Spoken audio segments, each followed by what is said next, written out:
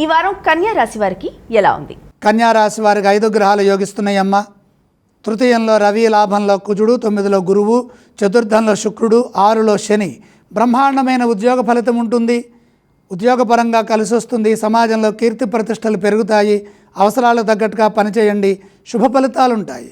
మీ ఆత్మవిశ్వాసం మిమ్మల్ని ముందుకు నడిపిస్తుంది. నూతన ప్రయత్నాలు సఫలమవుతాయి. ఉద్యోగంలో స్థిరత్వం ఉంటుంది. అధికారుల ప్రశంసలు లభిస్తాయి. దూరదృష్టితో ఆలోచించే నిర్ణయాలు తీసుకుంటే అదృష్టం వరిస్తుంది. ఆధ్యాత్మికంగా దైవయోగం కలిసి వస్తుంది.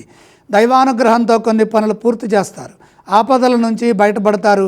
విమర్శించిన వారే కీర్తిస్తారు. శత్రుదోషం తొలగుతుంది. మిత్రబలం పెరుగుతుంది. శత్రువులు మిత్రులుగా మారుతారు. లక్ష్మీ కటాక్ష అనుగ్రహం కలుగుతుంది. ఆర్థికంగా మేలు జరుగుతుంది. ధనాదాయ మార్గాలు పెరుగుతాయి. కృషితో నాసి దుర్భిక్షం అన్న విధంగా పనిచేయండి.